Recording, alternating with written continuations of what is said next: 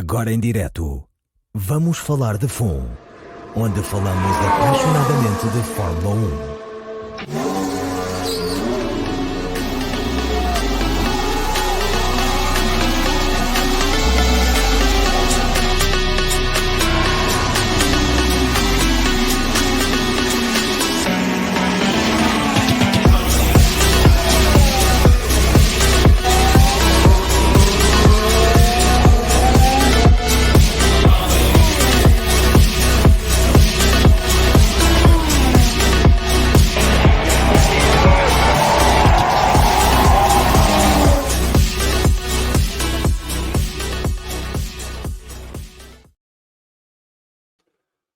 Olá, bem-vindas e bem-vindos a mais um Vamos Falar de FUN. Hoje comigo tenho o Luís Tiago Martins, o David Antunes e o Afonso Castelo Branco. Como sempre, começar por agradecer às nossas e aos nossos patronos o apoio que dão ao podcast. Já sabem, visitem patreon.com/VFF1 e a partir de €1 por mês estão-nos a ajudar, ou podem se tornar membros do canal de YouTube diretamente e é a mesma coisa, a partir de €1 por mês é uma ajuda que nos dão.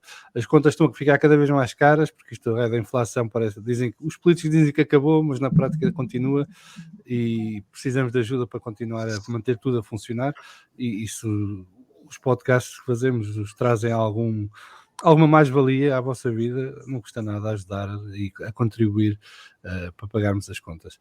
Agradecer também a quem nos segue aqui em direto no nosso fórum TSF. Um abraço ao Carlos Lopes, ao Paulo Muas, que já fez o like e deixa aqui as hashtags do costume. Hashtag eu não percebo nada disto, hashtag Pináculo do Desporto Automóvel, hashtag Fator Cagaço, hashtag Irritações, hashtag Sou Marosca se fores apanhado, hashtag Alegadamente, hashtag Luigi Ildivo, hashtag Guilherme no Sport TV, hashtag João Amaral no Sport TV, hashtag BFF Family, hashtag Os Maiores da Net, hashtag Quero um cabelo igual ao Pedro, hashtag Fia Amadorismo, hashtag Potencialmente Perigoso, hashtag Sejam Patronos, hashtag Façam Like.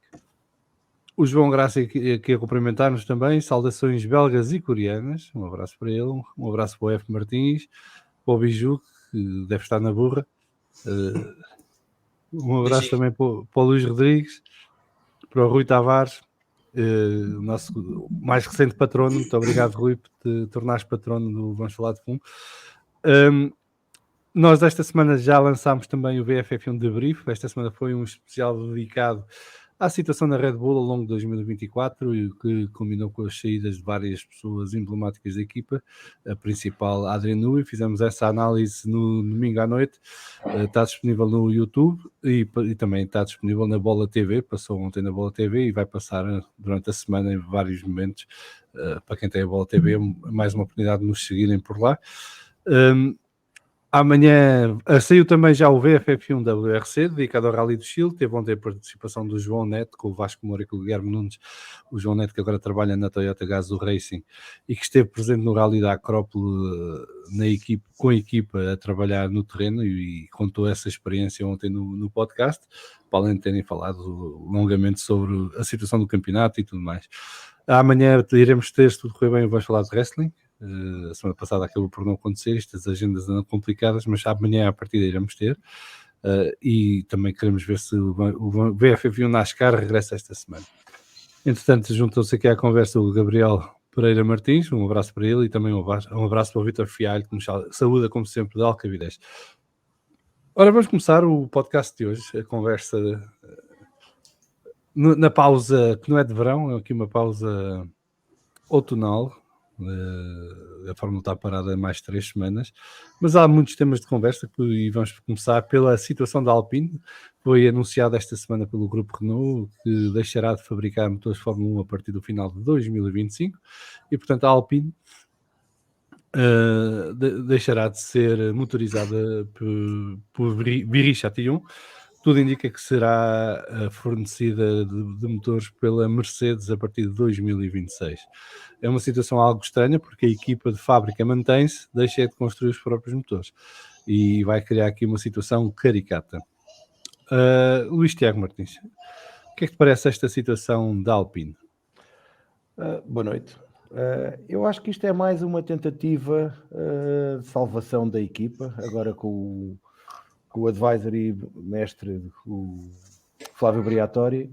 É mais um plano que ele tem para tentar salvar a equipa. Eu acho que apesar de algumas controvérsias e a casa-mãe acho que nem queria que parassem de fabricar os motores, mas com a orientação do Flávio Briatore, ele acha que isto é a melhor maneira da equipa voltar a ter os estándares que nos habitou em 2005 e 2006. É mais uma tentativa de pôr a Alpine cá em cima, vamos ver se resulta. É uma situação estranha, nunca tinha acontecido uma equipa de fábrica ser motorizada por outra construtora, vai ser estranho, apesar de eles terem umas ligações comerciais cá fora, nos carros do dia-a-dia, na Fórmula 1 acho que é a primeira vez que isto vai acontecer, mas vamos tentar e só espero é que corra bem, porque o que nós queremos é ver competitividade e as equipas cá em cima e não andar para trás. Mas que é estranho, é? David, tu entendes a situação? Boa noite. Eu compreendo de certa forma a decisão, porque havia muitos rumores que o problema da equipa estava no facto de a parte de França e a parte em Anderson não funcionar muito bem. Continuo a achar que é uma forma de tentar tornar a equipa um bocadinho mais apelativa para eventualmente ser vendida no futuro. Se isso significar que a Alpine vai conseguir ter um desenvolvimento do chassi e ser uma equipa mais competitiva, perfeitamente de acordo. Que é estranho, é no mínimo estranho. Eu acho que a equipa arrisca, ou seja, não estão dispostos a fazer aquele investimento que precisam. Também não têm ninguém a quem fornecer motores para facilitar o desenvolvimento das novas unidades a partir de 2026. E é uma decisão racional, à moda do Briatore, que gosta sempre de cortar os custos para a equipa ser mais rentável. Eu acho que há um aspecto que também temos de ter em consideração, que é o facto de a Renault ser detida publicamente, a Renault que são os donos da Alpine, e existe em França sempre muita pressão sobre as empresas públicas e a forma como gastam o dinheiro. Não sei até que ponto é que isso não poderá também ter influenciado esta decisão. Carlos Lopes diz aqui que, pergunta aqui se tivemos a Lotus, certo? Tivemos, a Lotus foi um exercício diferente. A Renault tinha saído da Fórmula 1, era só fornecedora de motores e depois recomprou a equipa à Lotus e transformou-se na Renault na altura. Aqui é uma situação diferente, a equipa não muda de donos, continuam os mesmos, continua a chamar-se Alpine à partida, pelo menos para já, e deixa de construir os próprios motores. O Gabriel Pereira Martins diz, e relembra bem aqui, que a Mercedes é que usa motores Renault no dia-a-dia. Há uma relação comercial entre as duas marcas, e há modelos que usam motores de uma e de outra, e peças de uma e de outra, mas acho que... ele está a falar do tempo do Senna. O tempo do Senna já não me lembro, nem sei o que é que estás a referir, tens de ser mais específico. Era a equipa Lotus com motores Renault, era fornecedora de motores. Sim, e depois para Lotus Honda. Sim. O Rui Tavares diz que... Sim, desculpa. Não, era Lotus Renault em 85 e 86. O Rui Tavares a dizer que a Renault devia vender o seu novo projeto de motores a terceiros e ganha o campeonato. Acho que o projeto de motores nem arrancou, portanto não há nada para vender. Afonso. Vou de encontro aqui ao que o David estava a dizer. Acho que é uma forma da equipa se tornar mais vendável. Não vejo isto de outra forma. Ou seja, vendável? Vendável, sim. Ou seja, a bagagem de vir com uma fábrica de motores que pode não ser do interesse de quem queira comprar, desaparece. Portanto, ficam com a... Mas ninguém jamais compraria a fábrica de motores. Pronto. Porque a fábrica de motores é da Renault e continua a funcionar e vai servir a outras competições automóveis, nomeadamente o EC.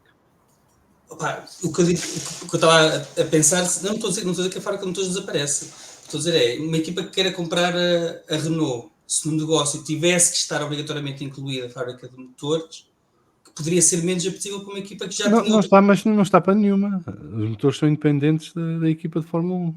Há um acordo de fornecimento. Há alguns casos em que o fabricante de motores é dono da equipa, mas isso não é uma obrigação, é uma opção. Ok. Eu estava a ver mais por aí. Outro ponto de vista é que seja simplesmente um scapegoat, não é? Um bode expiatório para os problemas que a equipa tem atravessado, não é? Embora tenho muitíssimas dúvidas que os problemas da Renault, da Alpine neste caso, resolvam a passar a ser equipa cliente. porque, primeiro, do que nós temos visto da desorganização da equipa, não é o problema nos motores, não é? São haver demasiadas cabeças, o passa-culpas constante, as relações entre pilotos, entre team principal, entre team principal e direção. Nada disso é dos motores, não é? Embora os carros também não andem, mas nada disso é dos motores. E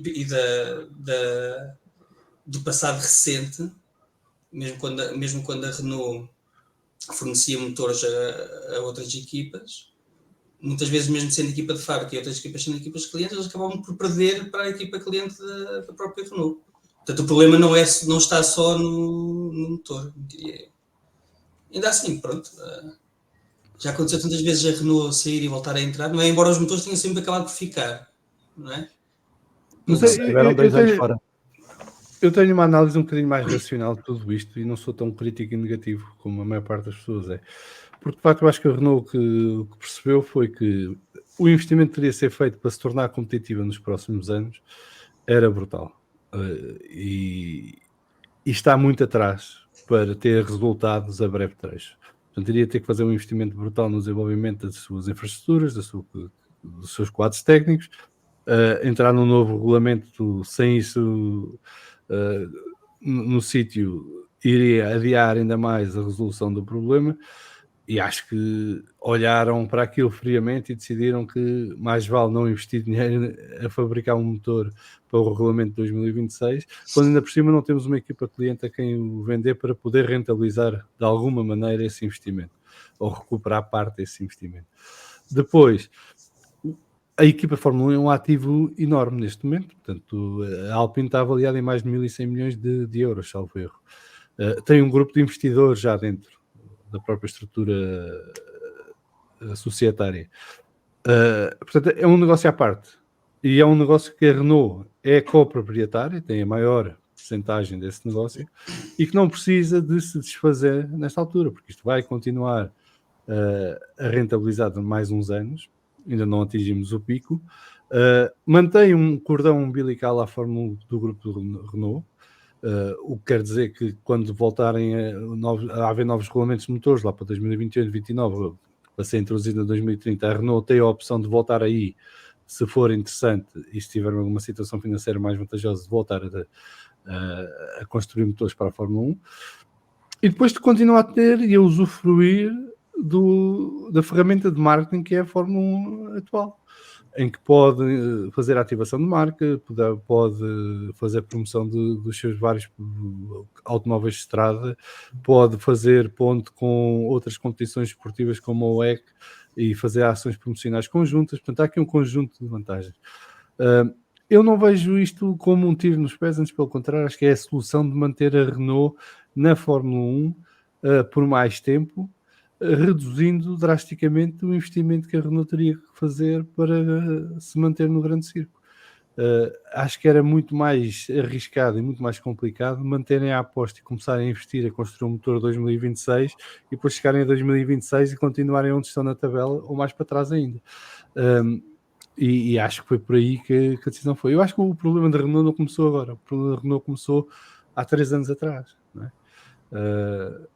Quando mandou embora Prost, quando mandou embora Budkowski, quando mandou embora uma série de outras pessoas, para meter lá uns bananas, a mando do Rossi, né, e que culminou com a contratação do grande Otmar Safnauer, que depois acabou naquele verão quente fantástico em que perdem Piastri e Alonso em 24 horas, e a equipa nunca mais se levantou a partir daí. Portanto, deixou de fazer sentido o projeto de Fórmula 1 a sério da Renault. Não iriam ser equipa de ponta a breve, médio prazo. É assim que eu olho para esta situação. Não acho que a Renault esteja vendedora da equipa, a não ser que surja uma grande oportunidade de negócio.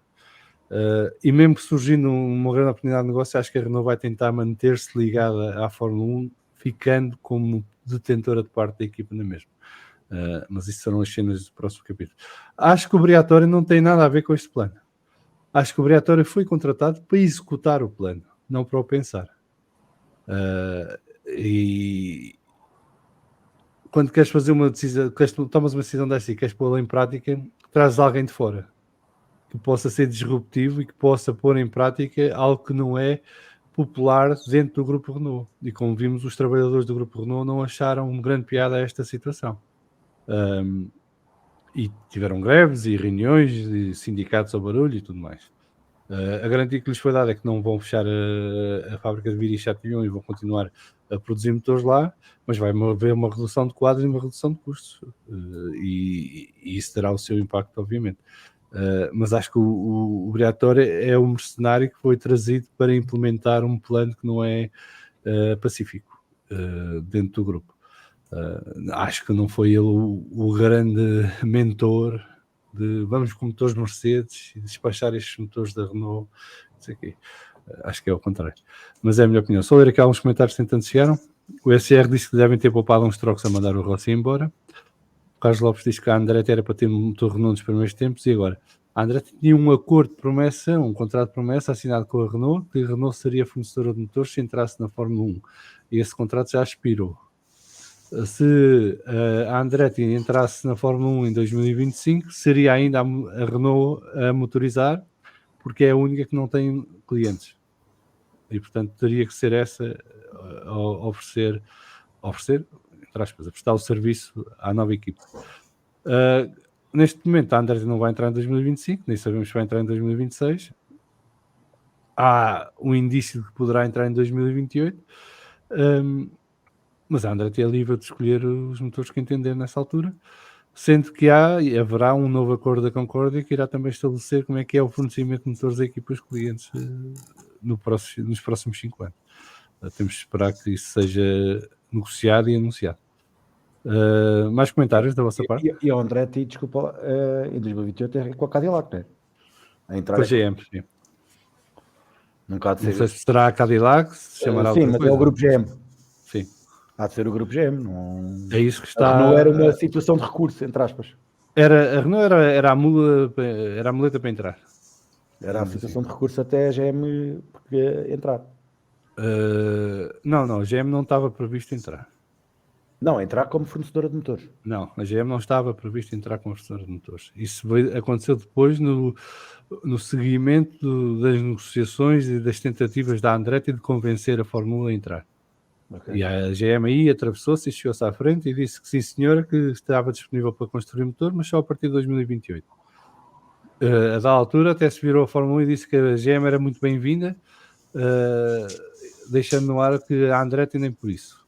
E a GM depois faz uma declaração de força a dizer não, nós a entrar é com a Andretti e sem a Andretti não queremos nada com a Fórmula 1. E foi nisso que ficámos, e é onde estamos.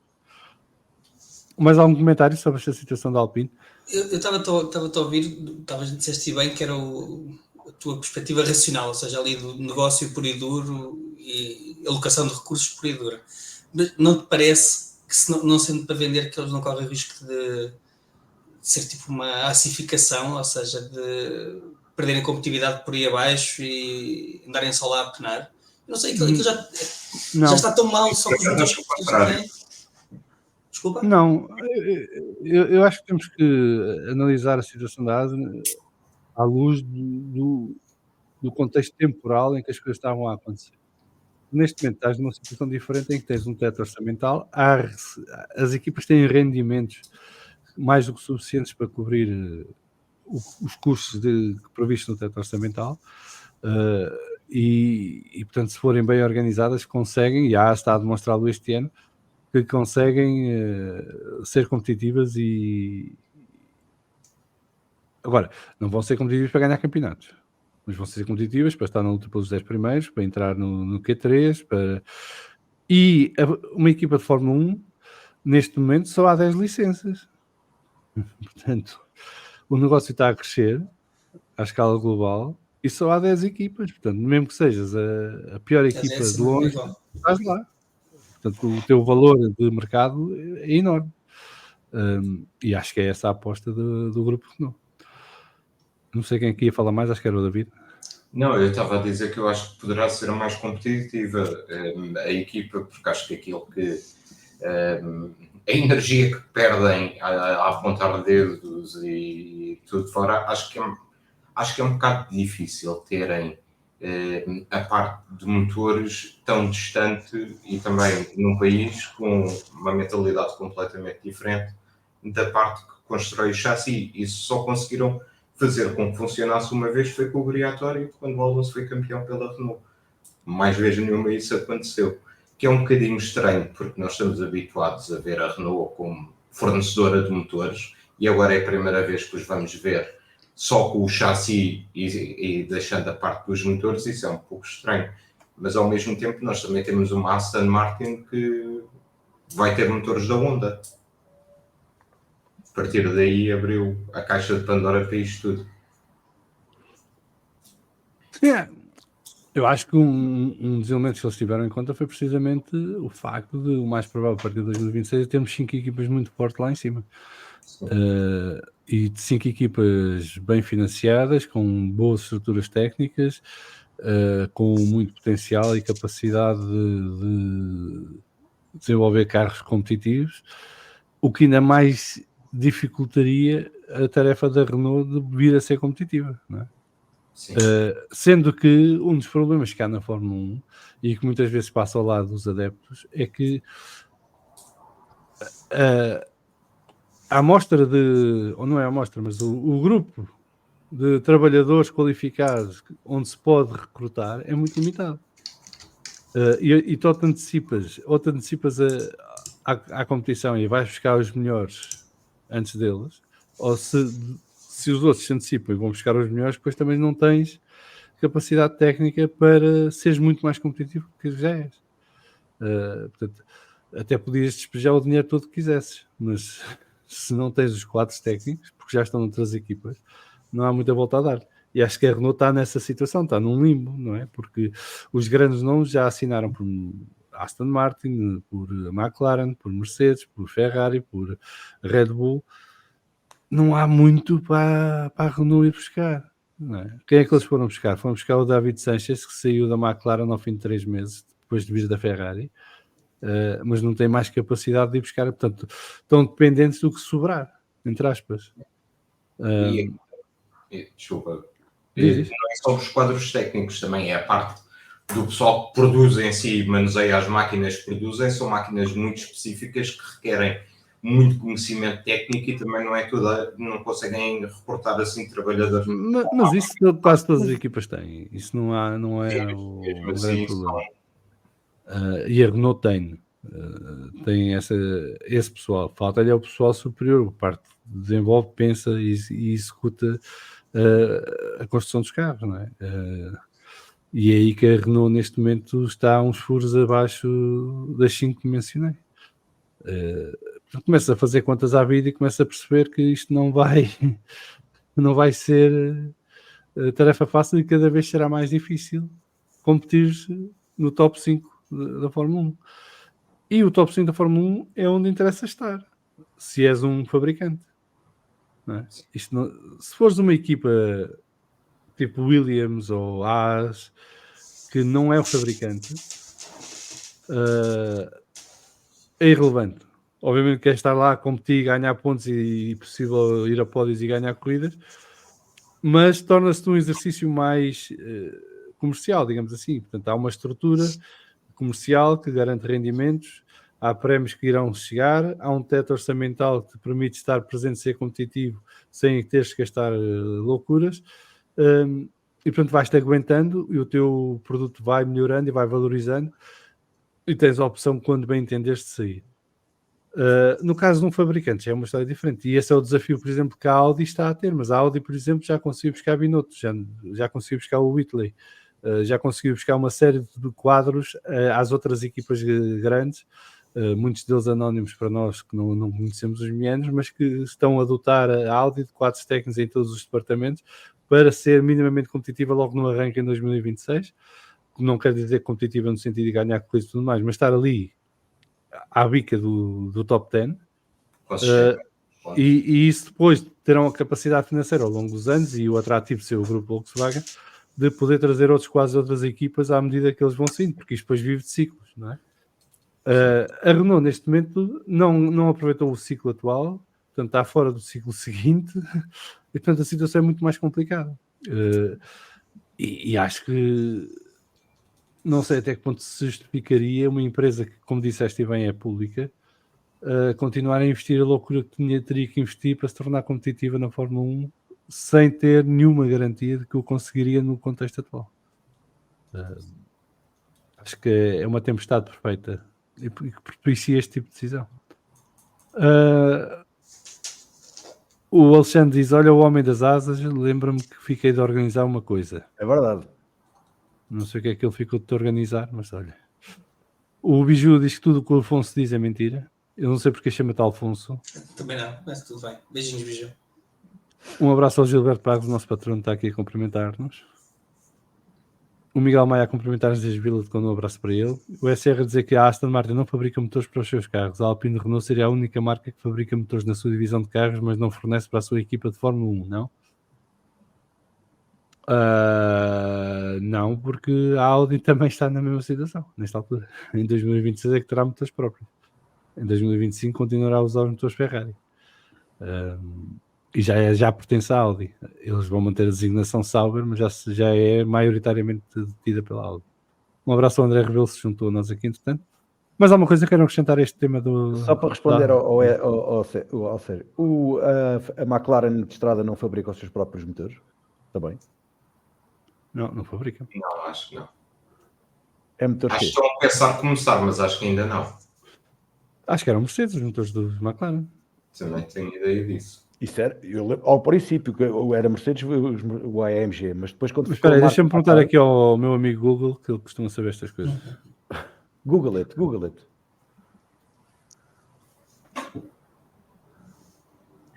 Mas podem falar. Mas tinha essa ideia também.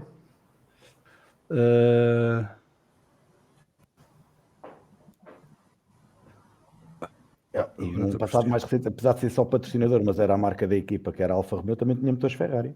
Apesar de ser tudo o mesmo grupo, era um Alfa Romeo, não era como motores Alfa Romeo. A Sauber. O McLaren F1 tem um BMW. Sim, mas isso eram os antigos, eu estou a falar era de agora. Está bem, calma, se o meu amigo Google... Calma, de cada vez. É com paciência. Depois fizeram o AMG McLaren.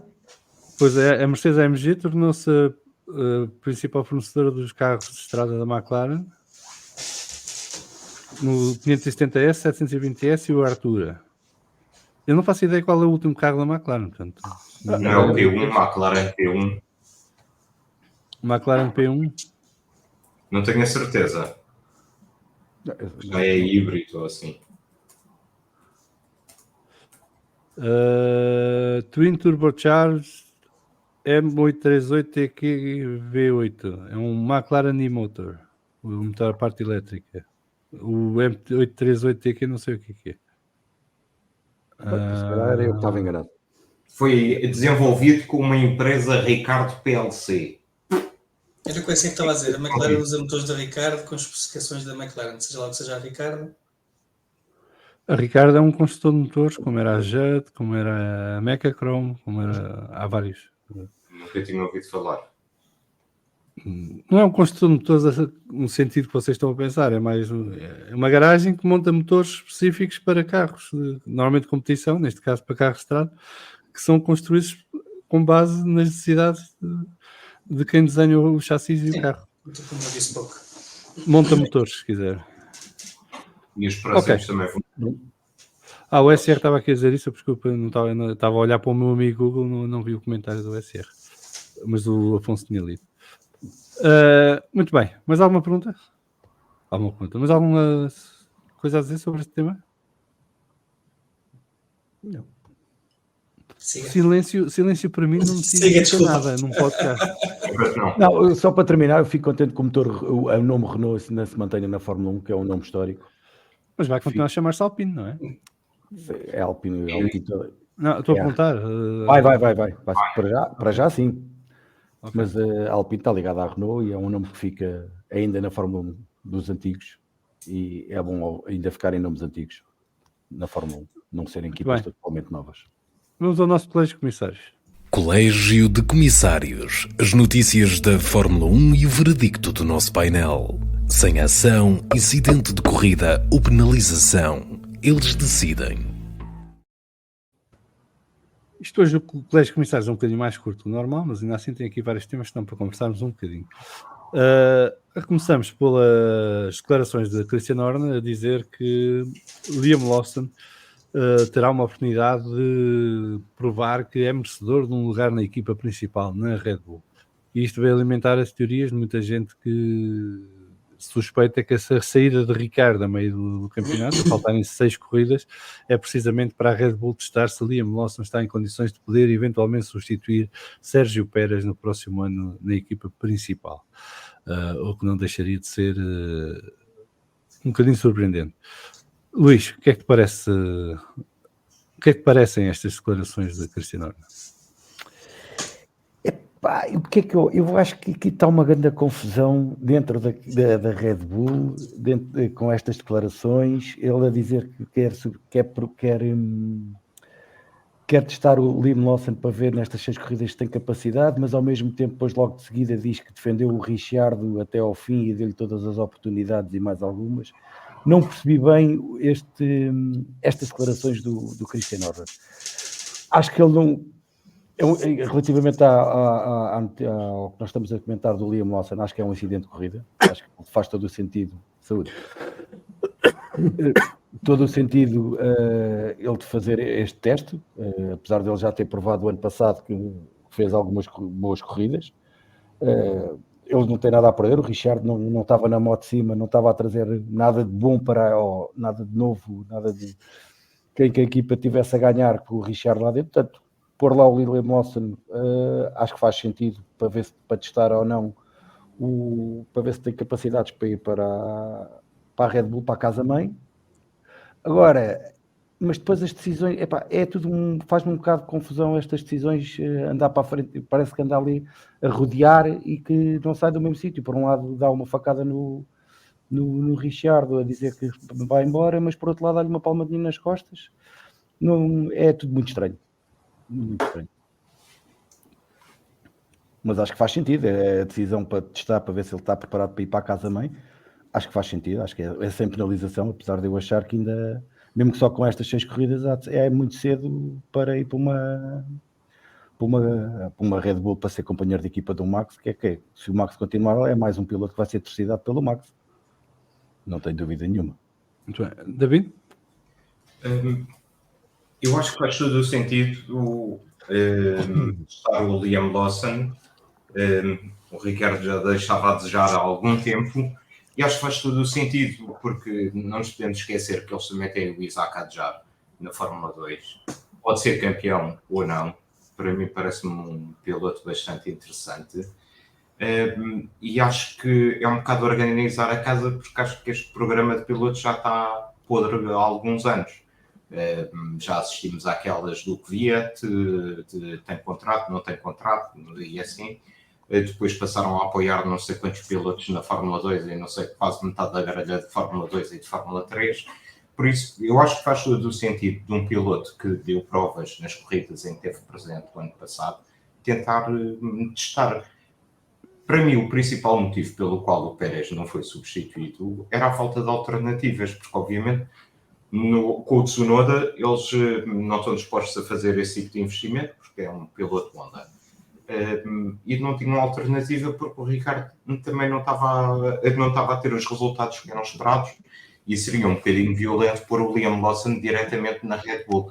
Aliás, eu acho que não houve nenhum piloto que tivesse sido, a não ser o Vettel, mas era outra altura, diretamente para a Red Bull, saindo das camadas jovens. O Vettel, a primeira corrida que o Vettel ganha é na Toro Rosso. Já tinha feito uma pela BMW. É verdade. Exato, em Monza. Acho que foi em Monza, não foi? Foi em Monza à chuva. Chuva. Sim, à chuva. Pois, tens toda a razão. Nesse sentido, eu acho que fazem muito bem em avaliar as opções e ver se organizam um bocado a casa, porque já deu para ver que o Tsunoda para o ano não vai continuar lá, provavelmente. O ano vai lá continuar, já tem contrato. Não é no próximo ano. 2026 é que vão receber. Quando deixarem de ter os motores da Honda. Quase que aposto que vai ser piloto de testes da Aston Martin. Eu acho que faz bem em testar. Agora, há uma coisa que eu não consigo compreender, é que nós sempre, no início da época, ouvíamos falar o Helmut Marko é que tinha o poder sobre os pilotos e tudo isso. E agora, de repente, estamos sempre a ver o Horner a falar sobre os pilotos. Vimos o Helmut Marko a falar sobre os pilotos e queria mudança a seguir ao Grande Prémio da Bélgica. Não aconteceram, foi na sequência daquilo que o Horner já tinha dito. Acho que continua a guerra interna, mas acho bem que o testem o Liam Lawson, porque o Pérez não é solução. Afonso? Eu vou dar penalização por nenhum critério objetivo, mas porque já ando farto que andei a brincar com os meus sentimentos. Com isto do o cheque sai, o cheque não sai, todas as semanas é notícias que vai sair, depois afinal não sai. Parece aquela pessoa que está a tentar... Para quem não sabe, o Afonso tem uma grande paixão pelo Sérgio Pérez. É isso, pá, é isso, isto mexe comigo. Eu pareço aquela pessoa que está a tentar seguir para a frente na vida, andar para a frente, e todas as semanas estou a receber mensagens da ex-namorada no telemóvel, só porque sim, não quer nada comigo, mas é só para manter as opções abertas. E isto parece a mesma coisa, quer dizer, o cheque, já não dizer isso, o cheque não sai de lá antes de completar 40 anos de serviço, nem um dia antes sai, acabou. Portanto, é escusado andarmos com esta conversa. Qualquer piloto que apareça, se calhar vai para o lugar do cheque, e passado um dia o cheque põe um tweet a dizer que não sai de lá nem a ferros. Portanto, chega desta conversa. O Lawson vai testar na V-Carbo e o mais provável é que fique na V-Carbo e que lá continue. E objetivamente, isto é uma não notícia. Qualquer piloto que esteja na V-Carbo que não se chame Yuki Tsunoda tem hipótese de entrar na Red Bull Racing. Só o Yuki Tsunoda é que não tem, todos os outros têm. Portanto, é esperar para ver. Penalização pela mesma conversa. O F. Martins diz que a antiga Renault e a Renault Sport desapareceram, agora é a Alpine, até nos carros de estrada. Isto ainda a propósito do tema anterior. O Gabriel Pereira Martins diz que tem lógica de estar o Liam. A Red Bull não tem sangue novo se o Max sair. O SR diz que sem querer defender o Ricardo, ele na V-Carb apanha com cada estratégia que não lembra a ninguém. O Gabriel Pereira Martins diz que Monza 2008, Vettel o mais novo a fazer pole e vitória no GP, ainda por cima a chover. A Flávia Machado Castelo Branco, que não tem nada a ver com o Alfonso, cumprimenta-nos, um beijinho para ela, e pergunta porquê que acham que a Red Bull não tenta roubar talento, e depois acrescenta entre parênteses talento, não é cheque e outros dessa categoria que não contam. Portanto, porquê que a Red Bull não tenta roubar talento à concorrência? Já o fez, o cheque foi um desses exemplos. A estratégia da Red Bull na Fórmula 1 sempre foi seguir a formação. Foram poucas vezes que tentaram contratar fora de casa. Tentaram o Alonso no início, em 2008, salvo erro. Não resultou. Trouxeram o Pérez agora no final de 2020 para 2021. Porque não tinham ninguém para meter nos carros, simplesmente não havia talentos que dentro da Academia Red Bull que pudessem assumir esse papel. Neste momento a Red Bull volta a ter talentos dentro da Academia, tem o Lawson, tem o Adjar, tem mais 1 ou 2 minutos que estão a emergir agora, portanto é normal que volte um bocadinho à estratégia original. Há aqui uma questão que pende sobre a cabeça da Red Bull, que os faz também, se calhar, estar mais atentos aos seus jovens talentos, que é a possibilidade do Max Verstappen sair no final de 2025, não é? Que isso ainda não está fechado. E, portanto, eles têm que também ver o que é que valem os seus pilotos caseiros, digamos assim. O Biju diz que o Checo devia sair campeão. Ainda bem que não disseste de quê, porque se dissesse que é que era mais complicado. Assim eu posso ser campeão da Carica, do Berlim e sair pela Porta Grande. E acrescento ao Biju, desculpem, que é o Cheque, está a falar do Cheque, não é a Cheque que ele escreveu a Cheque. O Vasco Moura, bem, queria dizer que convidado de honra, trouxeram o Bruno Aleixo ao podcast. Assumo também. Sou eu, pronto. Xarel. O Gabriel Pereira Martins diz que fala-se do Piastri caso saia ao Max para número 1, boatos. Isso é mais que boatos, isso é wishful thinking. Mas é Fórmula 1, nunca se sabe. Eu não ouvi nada. Acho que há malta que manda palpites assim da cena. Não, então se o Max sair, vai Piastri. Então, eu acho muito complicado. Primeiro, a Red Bull não é a equipa mais forte. Já foi? Não é? Depois acho que ninguém se quer atravessar em 2026. Portanto, quem está numa equipa competitiva ou com potencial já assina o contrato para 2026. Não vai querer trocar antes de ver o que é que vale a equipa em 2026.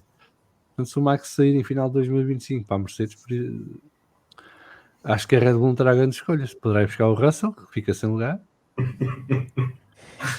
Poderá ir buscar o Sainz à Williams, mas não o quis ir buscar agora. Portanto, Exato, duvido que o sim, queira ir buscar buscar para o ano. E pouco mais, não há muito mais disponível. O Piastri acho que não sai da McLaren até 2027 pelo menos. E só em 2027 só ponderará sair se o carro foi muito mal. Caso contrário.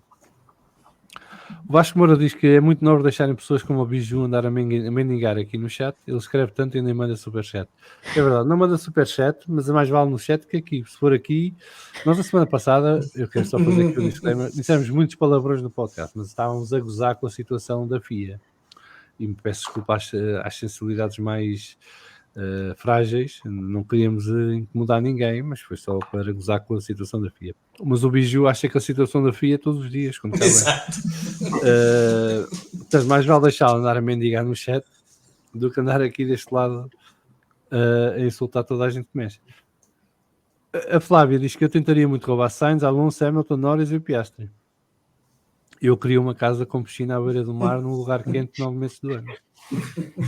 A hipótese que o Warner avança é ir buscar o Russell. Eu quando vi aquilo, meu Deus do céu. Mas é o único Eu achei bem jogado. Mas aí achei bem jogado. Ele aí está a mandar um recado ao Toto. Está a meter nojo. Olha, acho que o Toto Wolff vai ficar muito preocupado. Olha, fica com o Max e tu levas o Russell. Não fica nada com o Max, vês, estás enganado. Porque o recado é precisamente o contrário. O recado é sai o Pérez, porta-te bem, porque se calhar nem Max, nem Russell depois. Porque tu estás a assumir que o Warner acredita que o Max pode sair para a Mercedes. O Warner se calhar não acredita nisso, mas está a lançar o recado a dizer: porta-te bem, Toto Wolff, deixa de lá de chatear o Max, porque ainda te vou buscar eu o Russell, pois não tens o segundo piloto. Não tens o primeiro piloto, digo. Tens o Kimi Antonelli e o que sobrar do mercado. Que não será o Pérez. Vamos ver o que é que vale, ainda não sabemos. Mas o Pérez é um talento. É o talento agora, teve lento o ano passado e ia testar o lento para o futuro. Mas continuando na senda da Red Bull, Helmut Marko, disse Christian Horner também, queria que Ricciardo saísse do V-Carb já no Grande Prémio de Espanha. Portanto, queria antecipar ainda mais a saída de Ricciardo do carro. Acham que teria sido a melhor decisão tirá-lo do V-Carb logo no Grande Prémio de Espanha?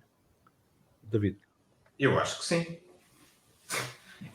Então ele acho que fez 9 pontos até o Grande Prémio de Espanha, se não estou em erro. 5 dos quais foram na sprint em Miami. Eu acho mais valia por 2 motivos.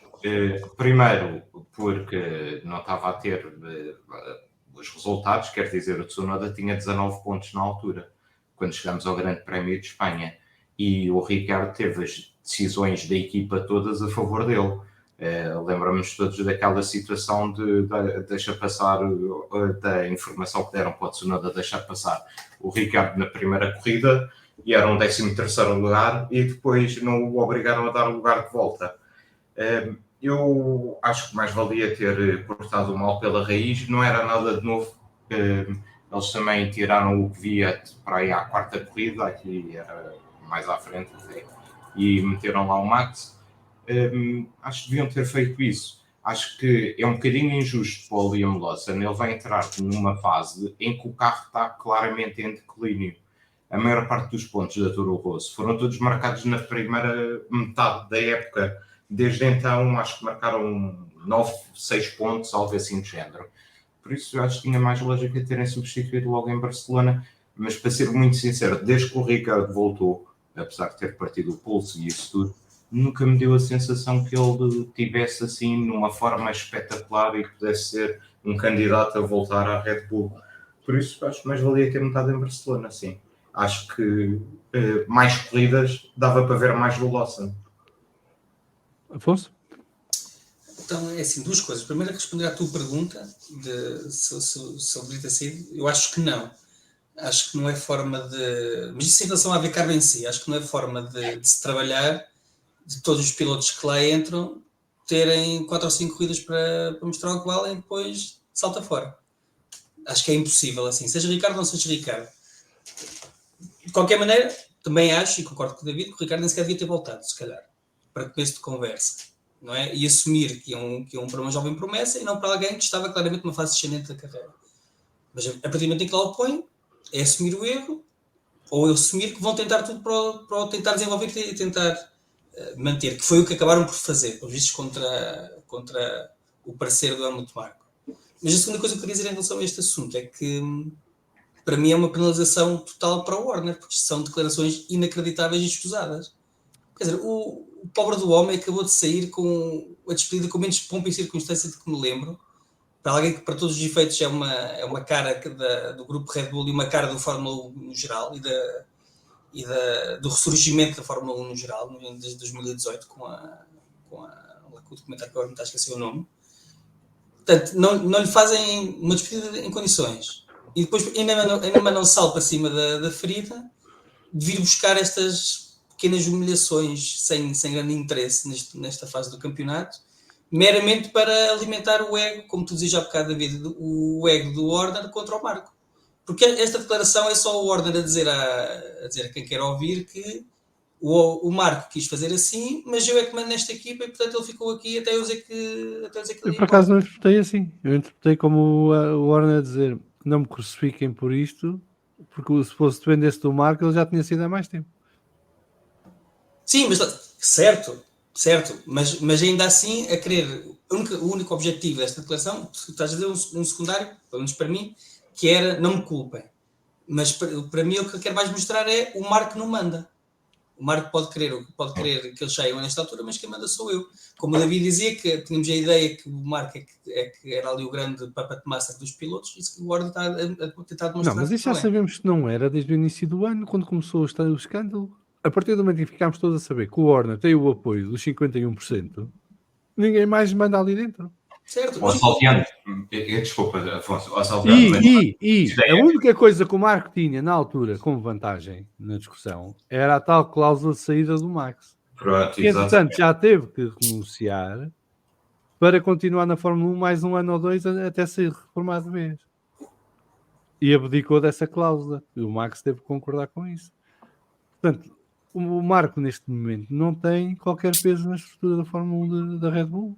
Salviano, mas recuemos mais ou menos ao momento em que o Ricciardo volta à Fórmula 1 e aquilo que aconteceu, o próprio Horner disse, foi que fizeram lá o teste em Silverstone, onde é que foi, e ele tinha feito tempos incríveis e pegou no telefone e ligou para o Helmut Marko. E a dizer os tempos, e foi tomada a decisão de que o Ricardo ia substituir o Nick de Vries. Portanto, algum poder ele tinha que ter nessa altura.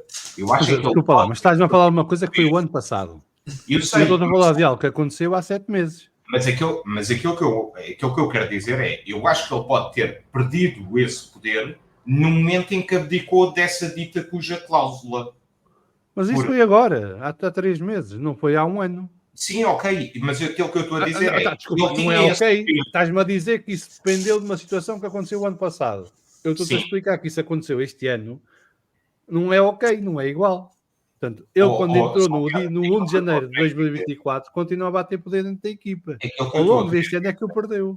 Aquilo que eu estou a querer dizer é que eu acho que ele tinha efetivamente esse poder até o momento em que abdicou dessa cláusula. Foi agora, não foi o ano passado. Foi agora, exato. E a partir desse momento é que o Horner começa a prestar declarações como se fosse ele a tomar as decisões de pilotos.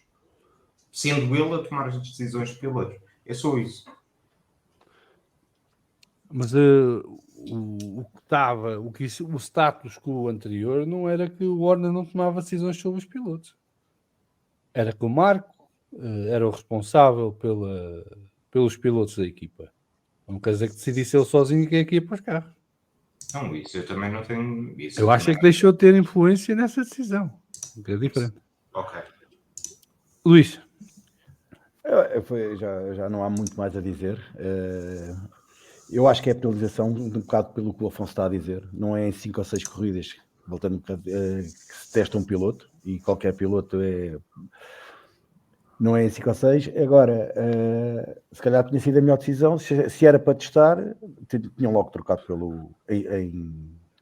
a seguir ao Grande Prémio de Miami. Só que por azar, em Miami, o Richard no sábado correu bem. No sábado de manhã. Sábado à tarde e domingo é que já não. Mas sábado de manhã correu muito bem. E sexta-feira. E dei-lhe ali mais uns pauzinhos para...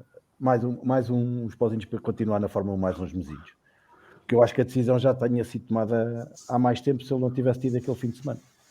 Tinha sido logo despachado, nessa altura. Mas nós falámos aqui na altura que o Ricardo voltava porque era aliado do Horner. E continuava este ano porque era aliado do Horner. E foi por isso que voltou para a Red Bull depois de ter saído como saiu. Portanto, e agora já se fala em arranjar um papel na estrutura para o Ricardo. Para o embaixador. Sim, se ele queimou voltou tudo, mas depois vai para o embaixador. Queimou tudo naquela entrevista. É isso? É isso? Depois vai para o embaixador. Mas vocês misturam tudo. 99,9% dos adeptos e fãs do Ricardo não leu a entrevista, nem quer saber do que o Horner disse. E quando vir o Ricardo como embaixador do que quiserem, iogurte magro, de proteína, vai lá tudo na mesma comprar o iogurte porque é o Ricardo. Só gajos como nós, que são hardcores, é que acham que isto tem alguma influência e é muito importante. Daqui a 3 dias ninguém fala disso, já ninguém se lembra. E eles sabem disso na Red Bull. O poder de marketing do Ricardo continua. Já está construído, não se perde, porque está no B-Carb.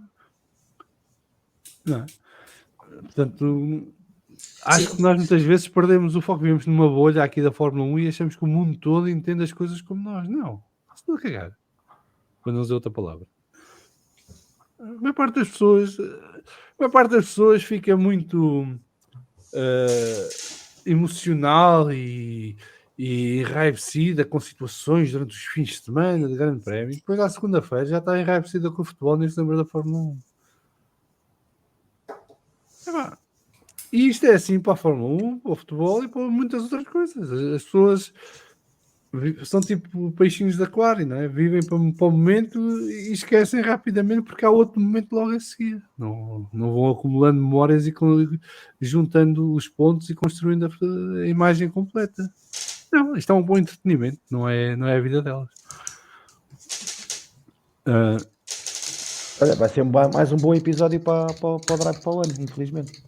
É mais um que não vou ver, portanto, está tudo bem. O Biju diz que não fica com o Max porque o Max vai para full streamer da Twitch. Okay? E agora anda lá a dizer palavrões aos miúdos do Minecraft e não se lixa. O Gabriel Pereira Martins diz que o Helmut, pelos bichos, queria que o Ricardo saísse depois do Grande Prémio de Espanha. O Horner não deixou, pois estivemos aqui a falar este tempo todo. O SR diz que essa cena da Netflix é por encenação. Qual cena? O documentário, não, acho eu que é documentário de ter falado que ele era a cara do ressurgimento. Digo eu, acho que é isso. A cara de quê? Desculpa. Do DTS. Ele era ali a grande figura da DTS. Eu falei isso a propósito de ter achado que a despedida dele foi lackluster, para dizer o mínimo. Mas o Ricardo nunca foi a cara da Netflix. Nos Estados Unidos aquilo foi muito tempo, a par do Hamilton, o piloto mais conhecido. Mas já era antes do DTS, não foi só depois. Mas tudo bem. Ele está a dizer que é o teste em Silverstone. Afonso, deixa de inventar. Desculpa. Na altura, ou é que o Bruno Aleixo depois é só disparate.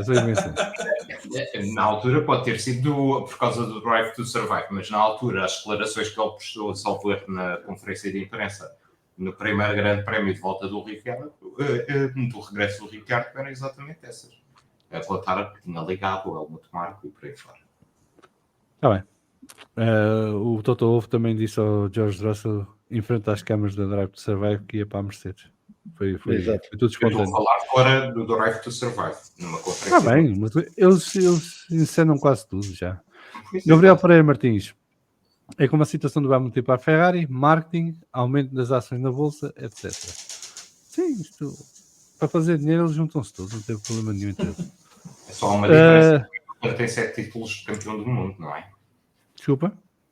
O Hamilton não tem 7 vitórias, tem 7 títulos de campeão do mundo. É mais justificável ela da Ferrari Ok. atrás do Hamilton. O Ricardo também tem 8 vitórias, não são 7. Portanto, São 8. um bocadinho. 8 vitórias. Certo na Red Bull, mas na McLaren. 100 Mas não vitórias. estamos a falar de vitórias, estamos a falar de efeitos de marketing. Não estamos a... O Ok. efeito de marketing não está dependente dos campeonatos do mundo que eles ganham, tem a ver com a imagem deles e com a forma que dá. E o Lewis é uma marca muito maior do que o Ricardo, obviamente, nem está em causa.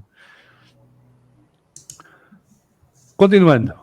Desculpa, ainda agora estive numa cidade em que era lá um piloto e tem lá uma publicidade gigante e só venceu 5 corridas. O Gilles Villeneuve. Sim, mas isso é doença. Ainda não... tem um marketing brutal. Ainda vende muito. Bem, nada a ver, é assim. O Gil Villeneuve tornou-se... Não, o que eu estou a dizer é assim, não é pelas vitórias. Vamos lá. O Villeneuve é o James Dean da Fórmula 1. Epá, se me dissesses que o Jacques Um Villeneuve... gajo assim um gajo mediano, mas que teve o azar de falecer e, portanto, novo. E, caraca, podia ter sido. Nunca vamos saber, portanto, vamos vender, podia ter sido. E é o que eles fazem com o Villeneuve. Eu, para mim, achava um piloto, daquele que eu vi, acho um piloto E impressionante. vou levar a porrada por ter dito que é mediano, o Villeneuve, mas é a minha opinião do que vi. Tem uma ou duas corridas espetaculares, mas no geral era um gajo que batia mais vezes que acabava corridas. Portanto, Okay. o de Crasters também era assim, ninguém fala do de Crasters como se fosse um deles. Ó Luís, mas se me dissesse o Jacques Villeneuve, aí é que eu ficava preocupado. Mas o Jacques Villeneuve foi campeão. Epá, O Jacques Villeneuve foi campeão e é quase ignorado. É verdade. graças a Deus. E foi campeão de Fórmula 1 e de IndyCar. Exatamente. Quem não é Ele campeão... ganhou a primeira corrida por problemas de travões. Também o Damon Hill foi campeão. Sim, devia ter sido mais do que uma vez, só foi uma. Pronto. Mas continuando, vamos falar da Sauber, que vai ser Audi, que já pertence à Audi, mas vai ser Audi. A Sauber está aqui num triângulo amoroso, ao que parece, porque, por um lado, tem um lugar, é o último lugar vago para 2025, não é? Portanto, eles agora, obviamente, estão com as sobras, mas são eles agora que têm o poder de decidir quem é que vai para esse lugar em 2025 e estão à vontade, podem escolher quem quiserem dos que sobram. E fala-se que há a possibilidade de Valtteri Bottas continuar mais um ano. O Fernando Alonso está a tentar meter o Bortoleto na equipa e está a fazer lobby para isso e a negociar para isso. E o James Vowles está a negociar para tentar meter o Colapinto lá por empréstimo. E os rumores, os mentideiros, os mesmos que disseram que Adrian Newey na Williams é possível, já dizem que há negociações muito avançadas. Para a Williams meter um gajo seu na Audi, para a Audi o desenvolver e trabalhar, pode devolver à Williams daqui a uns anos. O que é que vos parece, Afonso? Eu discutivamente percebo o interesse no Colapinto e no Bortoleto de imediato. Rookies com potencial, mas de resto, a médio e longo prazo, não percebo muito bem qual é o interesse da Audi neste momento em pegar em qualquer um dos dois. Porque das duas, só dá para dois caminhos. Ou são uns prodígios e tiveste a desenvolvê-los e depois lá para quando o carro estiver finalmente competitivo a sério, eles vão embora e começas do zero. Ou então... O Bortoleto não precisa começar, o Colapinto é que sim, porque tem que ser devolvido à casa. E o Bortoleto também não é Não, dele. o Bortoleto é para assinar... Não, isso é agora, mas ele não vai continuar na McLaren. Ele quer sair da McLaren. O que eu tinha visto era de acordo de porque empréstimo da McLaren. O Bortoleto, ao contrário dos gajos que metem boatos, não acredita na possibilidade do Piastri ir para a Red Bull para o ano. Ok. Pronto, é que quando eu fui ver acerca disto, o que eu tinha visto era o Bortoleto também em empréstimo e não a título definitivo. Portanto, sim, pronto. É um tiro no escuro, mas seria diferente. Estava a dizer, o outro caminho era serem rookies normais e, portanto, andarem para lá a partir o carro todo e não ajudarem nada no desenvolvimento. Sendo que, nesse caso, se fosse para ficar de vez, teriam lá o Hulk, que aí já poderia ajudar. Para mim, então, só faria sentido este empréstimo se fosse com algum tipo no futebol, com uma opção de compra no final, ou prioridade, pelo menos, de interesse no final. O Bottas... Epá, eu sei que para ti, Salviano, vai ser a primeira opção. Para mim, gera-me zero entusiasmo. Acho que vou contratar um piloto que vai ficar em 23º lugar num campeonato de 20. Mas Podes meter o Max Verstappen na Sauber para o ano. eu sei quanto digo, eu sei. É um desgraçadinho, eu sei. Mas pronto, mas não me entusiasma. O nome em si não me entusiasma, mesmo quando estivesse na sala. Mas a verdade é que pode ser aquilo que eu estava a dizer, de ser uma ponte segura para o desenvolvimento do carro nestes 2 anos de provável travessia no deserto, para depois com o carro desenvolvido, despachá-lo, mandá-lo para a Finlândia de volta e meter lá um piloto com mais pergaminhos. Não sei. Não, eu diria incidente de corrida porque não sei mesmo. Se me dizes que o Bortoleto poderia ser a título definitivo, se calhar seria mais por aí que eu iria. Destes todos. Tendo já lá o Hulk para fazer a ponte da experiência. O Biju está aqui a mostrar porque é que nós jogamos com ele, porque diz que o único Deus em toda a Fórmula 1 é o Alonso. Nem sabe quem é o Deus do podcast. Nem sabes que nem vale a pena corrigir. A Flávia diz que o Biju anda só no chat a fazer terrorismo. Luís, Sauber Audi Sauber. Sauber. O Colapinto acho que é totalmente boato. Não faz sentido nenhum a Audi buscar o Colapinto. Não. Entre o Bottas, para mim é um não assunto o Colapinto na Audi. Pode ser que eu me engane, mas acho que é um não assunto. Portanto, nem vale a pena comentar. Entre o Bortoleto e o Bottas, é um bocado o que o Afonso disse assim. Neste momento, se calhar, até faria sentido eles ficarem com um piloto seguro que lhes ajudasse a desenvolver o carro, mas por outro lado, o Hulk também já não vai para novo. É um piloto experiente que também pode desenvolver o carro e ficavam ali com um piloto de futuro. O Biju diz que o Bottas vai para a Red Bull quando o cheque sair. Os TikToks andam com isso agora. Ora, aí está, uma grande fonte de informação, TikTok. TikTok e Instagram são fontes de informação, mas nem imaginam. Especialmente se não forem órgãos oficiais. Então esses ainda são melhores. Desculpa, Luís. Não faz mal, vale. Portanto, como eu estava a dizer, o Bortoleto é uma aposta de futuro, visto que tem lá o Hülkenberg para desenvolver agora o carro em 2025 e depois para começar com as novas regras em 2026.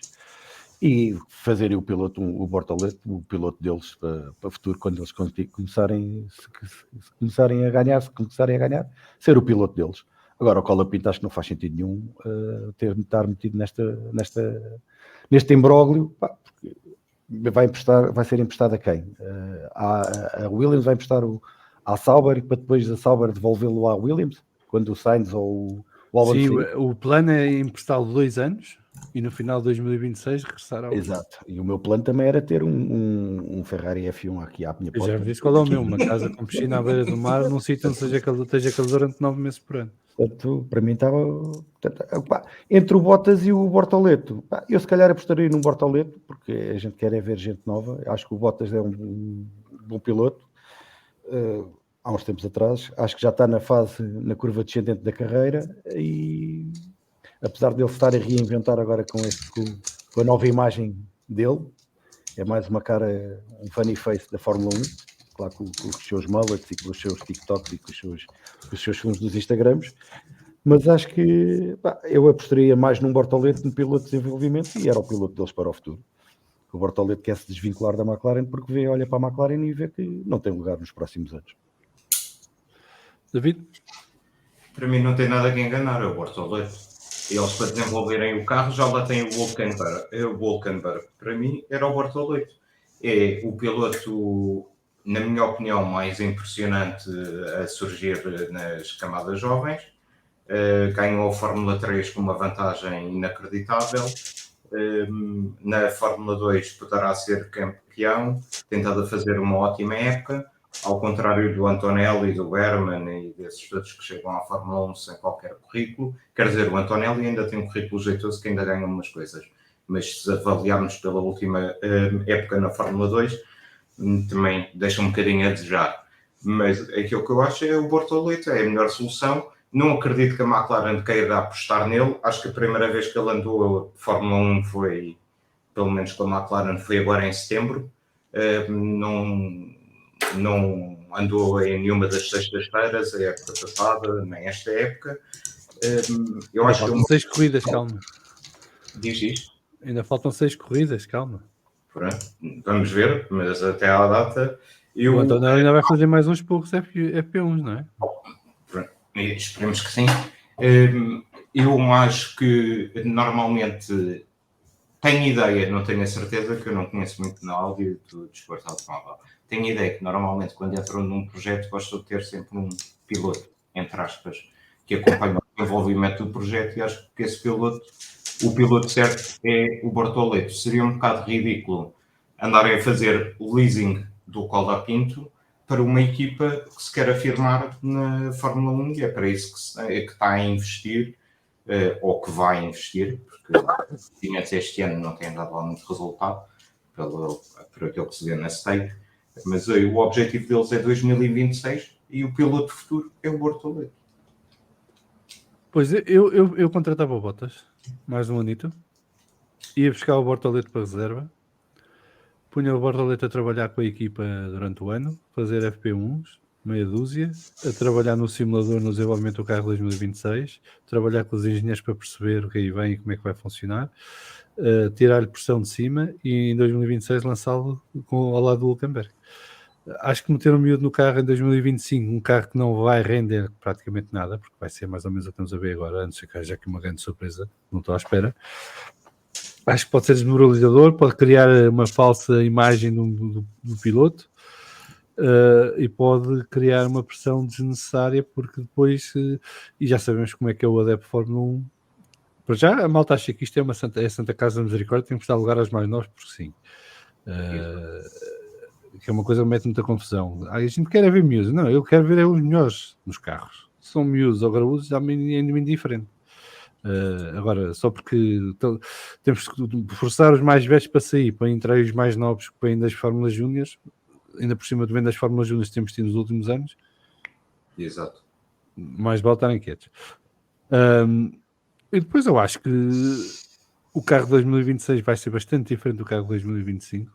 Eu preferia focar o Bortoleto para treinar já para esse carro e não andar a ter que aprender o carro de 2025 e a ter que arrastar o carro de 2025 pelo fim da tabela durante um ano. Mas é uma opinião pessoal e vamos ver o que é que vai sair aqui deste imbróglio, porque está giro, mas deve estar para ser resolvido brevemente. Que é outra coisa que eu acho piada é porque é que continuam a pôr o final da temporada de Fórmula 2 em Abu Dhabi. E agora daqui até Abu Dhabi não há mais nenhuma corrida de Fórmula 2, certo? Certo. São quase 4 meses de espera, 3 meses. Aqui é um perfeito disparate. Mais valia pôr os meus a correr em Las Vegas, ou no Cota, ou Interlagos. E acabava já e tinha uma corrida final num circuito emblemático, seja dos modernos, seja dos mais antigos. Agora deixar os meus pendurados até... É que reparem, muitos deles poderiam estar à espera para ver se têm os pontos da superlicença e tudo mais, para depois negociar contratos na Fórmula 1.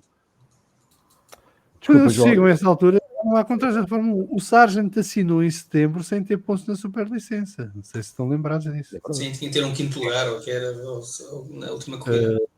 É um perfeito disparate. Não, este ano ainda vão fazer no Qatar também.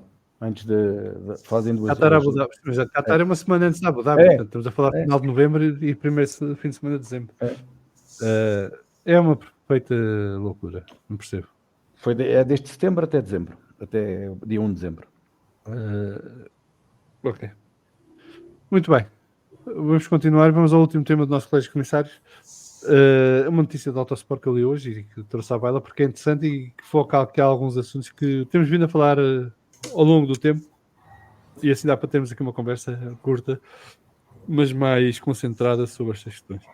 E basicamente a notícia é sobre a possibilidade da Aston Martin estar a ponderar copiar o modelo de desenvolvimento do carro da McLaren. O que é que isso significa? Não quer dizer que vão copiar os upgrades da McLaren. Vou copiar a metodologia de upgrades da McLaren, de desenvolvimento do carro. O que é que a McLaren faz diferente do resto? A McLaren não faz grandes desenvolvimentos ao longo do ano. Basicamente a McLaren faz uma introdução de um pacote de desenvolvimento e depois vai trazendo aperfeiçoamentos para esse pacote e não mexe muito mais no carro. O exemplo que dão no artigo, e que é interessante porque faz sentido, até porque pelo que temos visto a Red Bull, na Aston, na Ferrari e noutras equipas, A McLaren trouxe um fundo novo para o carro em Miami e daí para cá não mexeu mais no fundo.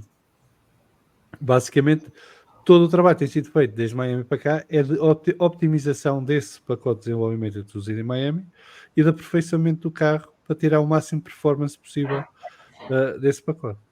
Enquanto que as outras equipas não. Em cada 4, 5, 6 grandes prémios trazem um grande pacote de desenvolvimentos para o carro, muitas vezes mudam o fundo, mudam as asas, mudam isto, mudam aquilo, e depois acaba por não funcionar e não conseguem encontrar o que é que está a falhar na correlação daquilo que são os dados no túnel de vento e em CFD e depois na pista quando os pilotos se sentam no carro. A McLaren, como tem uma abordagem mais metódica de contínuo desenvolvimento do mesmo modelo de carro, eles sabem exatamente o que é que falha quando falha e conseguem rapidamente tirar do carro o que está a falhar, corrigir e voltar a introduzir. A Flávia está aqui a dizer que a Aston copia carro de, acho que já vi esse episódio na DTS, mas aí era cor-de-rosa o carro. Outros tempos, e chamava-se Force India. Ou Racing Point. E aí foi um caso claro de bom uso de máquinas fotográficas. Até para os espelhos. E falamos de máquinas fotográficas porque Xerox está banido na Fórmula 1 desde 2008. Ou 2007, digo. Okay? Porque houve uma equipa, por causa do Xerox, foi à vida. Ele por 100 milhões. Luís, começo por ti. O que é que te parece esta ideia da Aston Martin de poder copiar a metodologia de desenvolvimento do carro da McLaren? Faz sentido. Se eles estão a ver que a metodologia que eles neste momento estão a utilizar não está a produzir resultados esperados, vamos copiar uma que está a dar resultados. Ou tentar aplicar a que está a dar resultados. Acho que faz todo o sentido. Para tentar copiar, eu quero comparar com os que estão em cima de mim e não comparar com os que estão abaixo de mim. Agora, falta uma coisa, que é assim, a McLaren realmente está a utilizar essa metodologia, mas felizmente para eles acertaram com um fundo em que lhes permite desenvolver o carro sobre esse fundo. Eu não posso dizer com 100% de certeza se aquele fundo não fosse tão bom como dizem que é, que se eles também não utilizariam a metodologia das outras equipas em trazer vários pacotes até que o fundo funcionasse. Felizmente para eles acertaram no fundo, a metodologia... Não, mas repara, a lógica continua certa, porque a questão nestes carros, e já várias vezes explicado, por exemplo, no Pinto na Sport TV, e já ouvimos outras pessoas do mundo da Fórmula 1 explicarem isso, o segredo destes carros é o fundo. Quer dizer que tudo depende do fundo para funcionar. Portanto, mesmo que o teu fundo não seja a melhor espingarda do mundo, é preferível continuares a desenvolver o carro mantendo o fundo e adaptas as peças para funcionar com o fundo que tens, do que estás a mudar o fundo e esperar que depois o resto do carro funcione com o novo fundo. E eu acho que é essa a lógica aqui da metodologia da McLaren. Eles preferem não mexer. E, por exemplo, agora não me lembro se foi a Ferrari. A Ferrari adiou a introdução do fundo de 3 a 4 vidas, um fundo novo, porque estavam com medo que não funcionasse com o resto do carro. E a própria Red Bull voltou ao fundo antigo. Tiveram que fabricar um novo. Portanto, eu acho que a questão não é se o fundo original é muito bom ou muito mau, é mexer no fundo é mais problemático do que mantendo o fundo que tens, independentemente se for muito bom ou muito mau, e construís com base nisso do que estás a mudar tudo cada vez que tentas desenvolver o carro. São métodos, e se esse método está a ser, e a prova está à vista, visto que a McLaren subiu, que é um método que funciona, eu acho que não vai ser só a Aston Martin a pegar nesse método, acho que vão ser as equipas todas a pegarem nesse método. Porque se aquilo não, funciona... porque isto mete engenheiros. Engenheiros são muito complicados e com egos muito grandes. Pois, nós temos alguns que vêm cá ao podcast e já sabemos o que é casa a casa. Também é verdade, e agora também disseste bem, mas agora também falaste verdade. Mas se não fazem, deveriam fazer. Curiosamente, o mundo dos engenheiros usa menos lógica do que aquela que a gente pensa. Pois, porque eles também não têm lógica nenhuma. Não, têm lógicas próprias, são independentes umas dos outros. Então, mas se não fazem, deveriam fazer, porque se é um método vencedor e que está a dar, produzir resultados, é o que eu digo, é o que quero é igualar por cima e não por baixo. Se eles estão a ter resultados, vamos tentar também, já visto que os nossos não estão a dar resultados, vamos tentar copiar uma coisa que está a dar resultados. Não é copiar o carro em si, mas o método. Portanto, é sem ação nenhuma. Só E vejo tu com essa frase acabaste de auto-excluir de qualquer cargo futuro na FIA. Porque se fosses trabalhar para a FIA era para proibir o gajo estar acima, não é copiar. Proibir. Exato. Já não tens Exato. futuro na FIA, acabou. Exato. E vou-me abster de fazer comentários políticos sobre a situação, porque estamos em época de eleições nos Estados Unidos e isto pode descambar rapidamente. David. Para mim também é sem ação. Acho que tem toda a lógica de olhar para aquele que uma equipa está bem e tentar fazer igual sem ser copiar o mesmo conceito. O conceito dos desenvolvimentos parece muito bem. Agora, há aqui uma questão, é que a McLaren não conseguiu acertar com o fundo. As outras ainda, pelos vistos, ainda não conseguiram e acham que há mais oportunidade para desenvolver e tudo isso. Eu acho que é a metodologia certa e realmente quer dizer, eu acho que a Ferrari já teve bem uns 4 fundos este ano, a Red Bull já teve uns 3 e já andou a colar bocados uns nos outros e por aí fora. A Aston Martin já não sei também. Acho que é sem ação, então fazem bem olhar para isso. Mas também é preciso ter os engenheiros para o fazerem. Talvez a partir de março do próximo ano tenham. Alfonso. Isto é uma coisa que é mais do que evidente. Se a tua própria equipa faz upgrades em que o carro fica pior do que o que estava antes dos upgrades, alguma coisa tens que mudar, não é? E sim, vais copiar a equipa que está a fazer as coisas bem. A equipa que começou com o Callenbeck há 12 meses e que agora está a ganhar as corridas todas, ou se não as ganha por déficit de estratégia e não déficit do carro, é esse que vais imitar, ao contrário do que fizeste, em que começaste com um carro muito bom e foste estragando ao longo do ano, ou então não estragando, mas não conseguiste retirar mais nada do que já tinhas feito.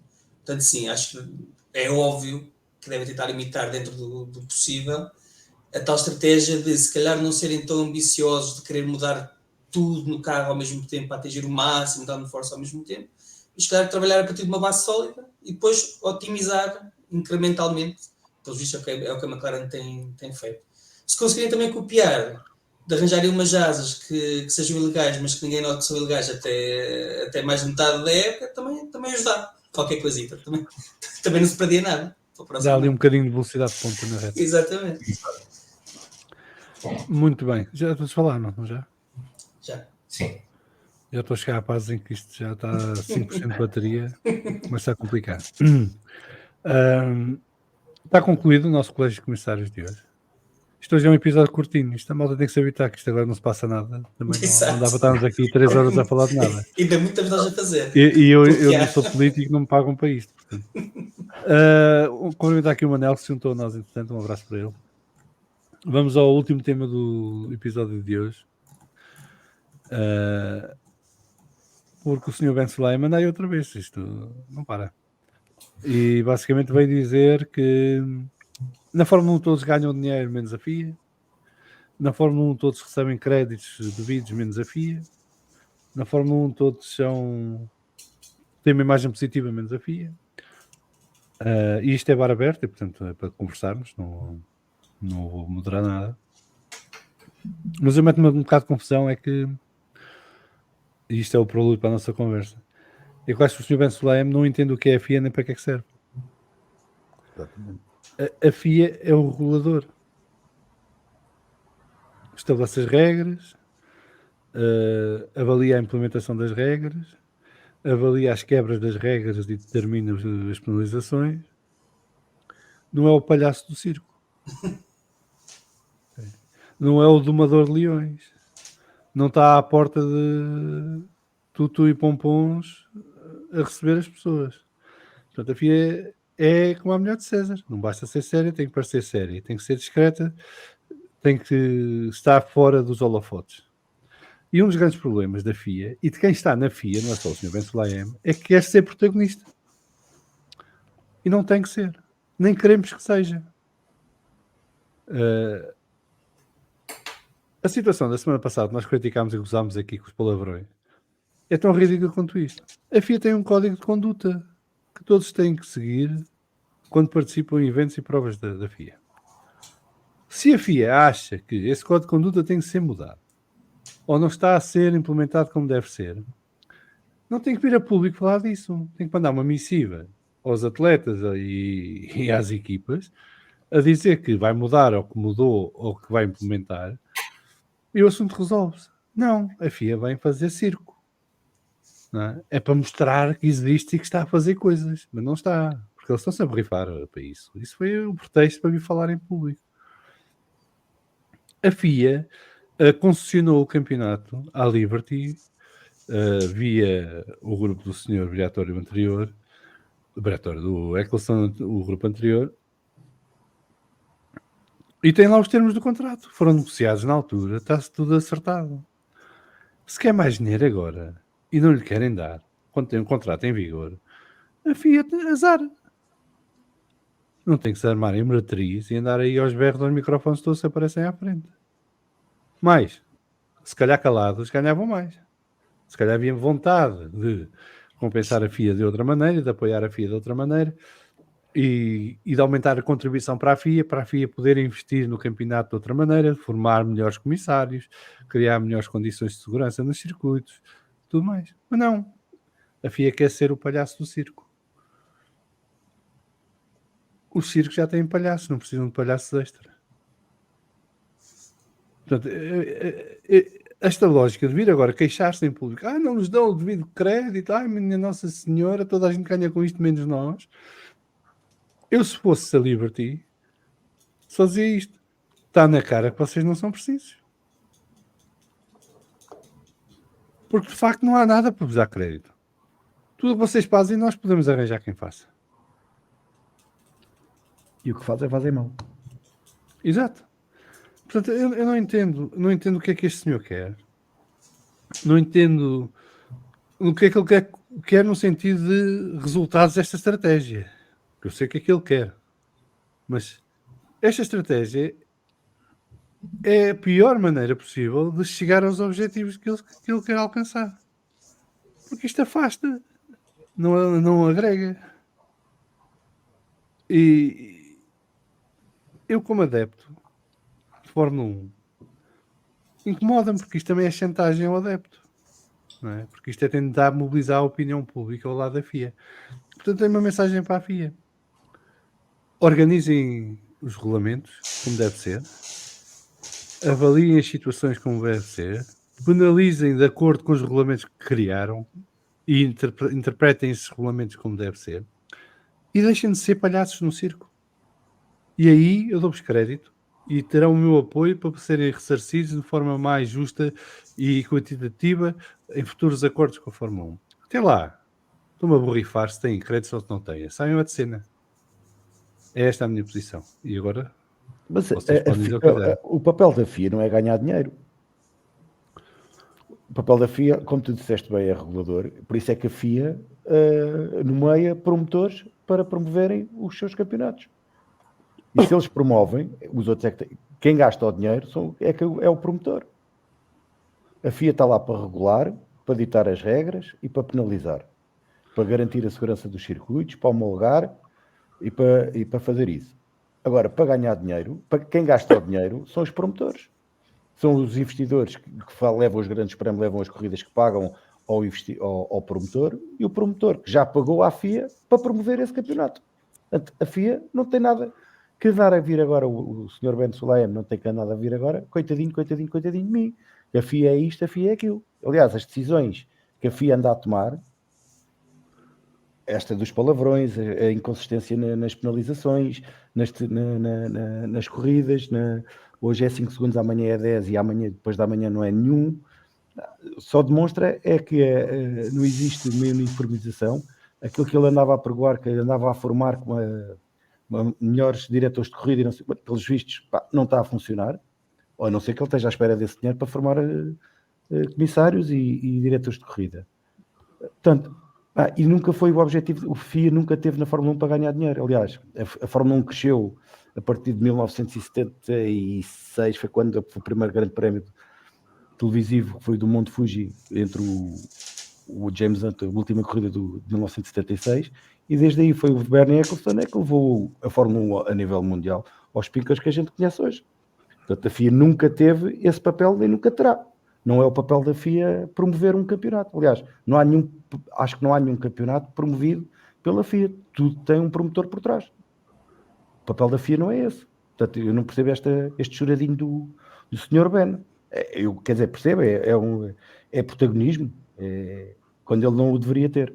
Sim, e é muito pessoalizado, quer dizer, ele diz que a FIA não recebe os créditos devidos, o que ele quer dizer, na verdade, é eu pobre do Ben, faço tanto por vocês e não recebo, não é? Aquilo é um egocentrismo. É como vocês estavam a dizer, quer dizer, a FIA é um governing body, é como uma espécie de conselho de arbitragem, faz algum sentido que eles queiram créditos. Quando se tudo correr bem, a ideia é quem está a ver, a usufruir do desporto, não se lembrar que eles existem. Como é em qualquer desporto, nós só nos lembramos dos jogos, não é para dizer, que grande arbitragem. Não falamos dessas coisas que correrem bem, falamos dessas coisas que correrem mal. E com a FIA, muitas vezes as coisas que eles próprios dizem que correm bem é corrigir erros de coisas que eles fizeram mal e que tiveram que vir corrigir depois, não é? A posteriori, como por exemplo, ele nesta entrevista dá o exemplo do sistema de track limits que até funcionou tão bem no Red Bull Ring. Isto é gozar, não é? Eles tiraram as gravilhas de todo lado. Começou a haver problemas de track limits. Depois ele implementou o sistema eletrónico ano passado que deu 1200 incidentes de track limits que ainda hoje estão a ser todos revistos, aposto. E não resolveu nada. O que resolveu foi voltar a pôr a gravilha. E queria agora uma palmadinha nas costas de sim senhor, finalmente resolveram. Não fizeram mais do que lhes competia para manter o desporto minimamente divertido de assistir, não é? Quer dizer, não é só isso. É como diziam, são maus árbitros, têm mau steering, são decisões inconsistentes, muitas vezes incompreensíveis, como a do Alonso. Quer dizer, nós já nos esquecemos que já foi há um milénio atrás a corrida da Austrália. Mas o critério da penalização de 20 segundos ao Alonso, se fosse para ser utilizado em todas as corridas, tinham todos 2 minutos de penalização em cima. E nunca mais ouviu falar disso, até nem o Alonso está para se chatear agora com isso. Depois temos decisões que vêm horas depois dos eventos terem terminado. Ou se houve uma corrida, como acontece, às vezes vejo uma corrida, ok, este ganhou. Vou à minha vida, volto, tenho 400 mensagens no grupo do WhatsApp, porque afinal vai ser uma penalização para não sei quem.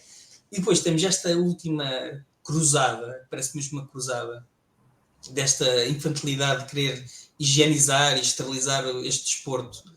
Pelo que li, pelo que vi, pelo que sei, sempre foi um desporto que teve história de ser irreverente e ter personagens irreverentes e quer tornar todos os autómatos. Quer dizer, é óbvio que toda a gente vai virar contra a FIA. E não é só a Liberty que se vira contra a FIA. É os próprios adeptos, os próprios espectadores que se viram contra eles por culpa própria. Não é a Liberty que está a fazer nenhum lobby para virar os espectadores contra eles. Não é? Aliás, esse é o problema. É a Liberty não se virar contra a FIA. Mas o que a Liberty devia fazer era impor limites à FIA, porque o que a FIA tentava fazer na Fórmula 1 nesta época é só denegrir o desporto. Sim. São as tomadas de decisões inconsistentes. Nós não sabemos qual é que é a grelha de partida até uma hora antes da corrida começar, porque andam sempre a cair penalizações a conta gotas. E depois também há outra questão, falaste e bem do Grande Prémio da Austrália, de houve a questão de estar um carro atravessado no meio da pista e eles não porem a bandeira vermelha, que era aquilo que devia ter sido por ser a penúltima. E Baku há umas semanas, mesma coisa. Exato, tem acontecido frequentemente esta época e qualquer dia vai ser dia santo, vai haver um acidente grave por causa dessa brincadeira. Portanto, eu não percebo que tipo de crédito é que pode ser dado à FIA. Criaram o VAR na Suíça, que só serve para tomarem piores decisões, pelos vistos, nem sabemos se aquilo está operacional, se não está operacional. E eu, para mim, outro dia disse no grupo do WhatsApp, nós estamos a voltar à era da FIA do balestre, é o culto do líder. E acho que é isso que ele quer, é publicidade e ter uma pessoa destas à frente da FIA é extremamente perigoso e eles não merecem crédito nenhum porque só estão a denegrir a Fórmula 1. Nós passamos metade do fim de semana a discutir penalizações em vez de estarmos a discutir performances pilotos de pilotos que se superaram, que fizeram grandes voltas. E esse é que é o problema. Agora, isso é que era interessante ver no Drive to Survive. Isso é que era interessante. A forma como os pilotos reagem às decisões. Já começámos também. Interessante era vermos como é que eles chegam às decisões. Isso Isso é que eu gostava de ver. Os pilotos que morreram já eu sei, já vi muitos. Agora, Isso eu quero ver também. é como é que eles estão, qual é a lógica que eles usam, não é, naquelas reuniões deles para chegar às conclusões mais mirabolantes possíveis na interpretação do regulamento. Isso é que eu gostava de ver. Eu pagava à FIA um premium para ter acesso à FIA TV para ver as reuniões de comissários. E o Drivers Briefing já agora também gostava de ver. Enfim, é como outra. Sim, A maior parte das vezes é uma seca, raramente aquilo tem piada. Eles também não se podem expressar livremente, pois são penalizados ao sábado ou ao domingo à tarde. Não, aí não há câmaras, podem-se expressar. São os que são mais penalizados. São os que são mais prejudicados. Aliás, o Alonso, quando fez aquele comentário em Abu Dhabi, quando saiu da Ferrari a última corrida, era uma das coisas que ele dizia. Eu deixei de ir no briefing de pilotos, deixo de falar muito, porque essas palavras acabam por se virar contra nós quando há tomada as decisões dos comissários. Por isso está tudo dito.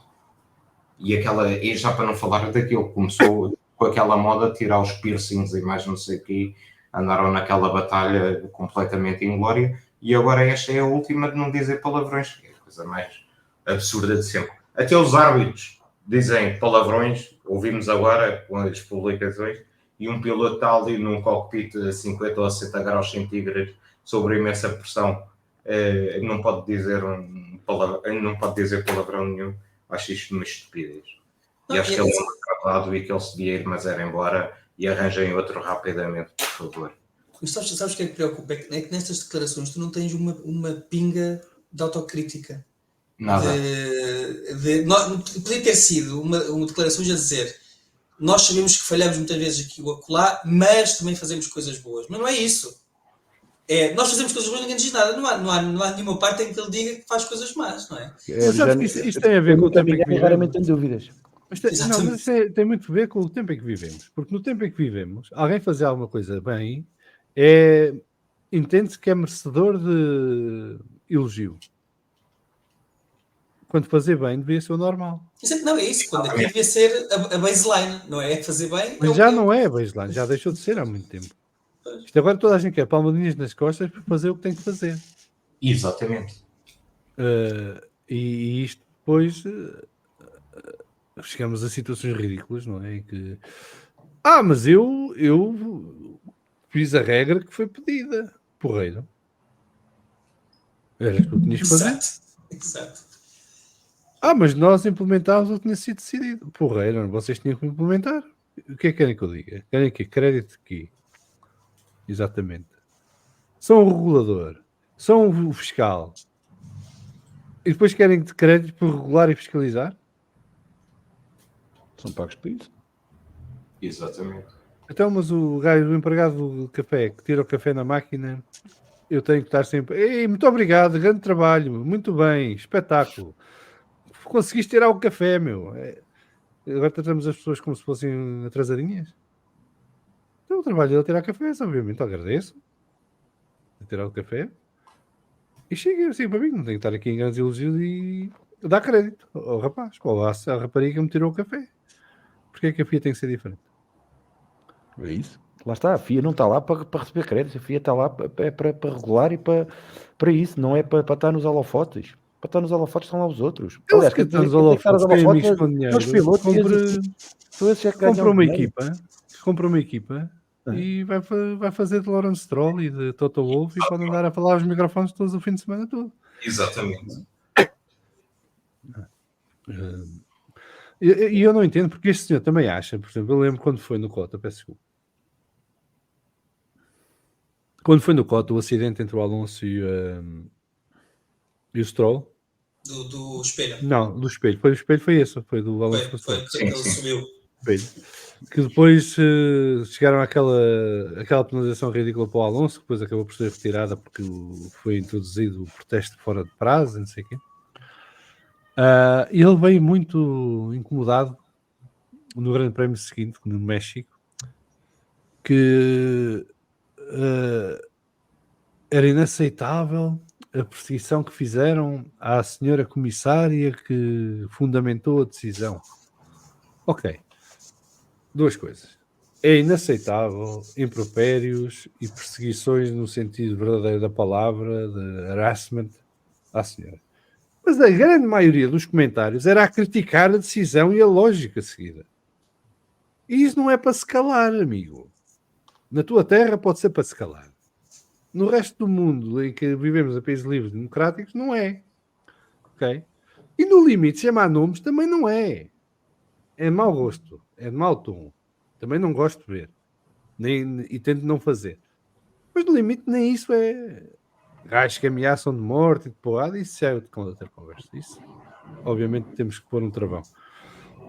Mas alguém de qualificar uma decisão como estúpida ou parva não é perseguir a FIA nem andar a criticar os comissários da FIA. É qualificar a decisão como nós a julgamos.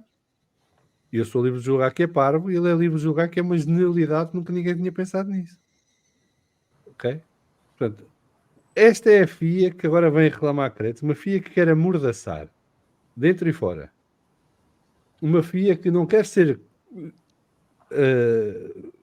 avaliada pelo seu trabalho e seu desempenho. Uma FIA que ultimamente mete mais as mãos pelos pés do que acerta naquilo que faz. O que é que quer que créditos é que quer que a gente dê? Créditos é que quer que a Fórmula 1 dê à FIA? É isso que eu não entendo.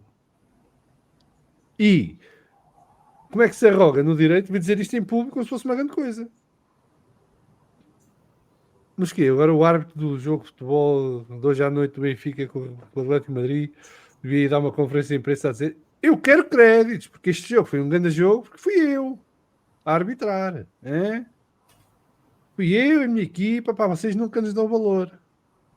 Só dão valor ao gajo que marca golos. Fazia sentido?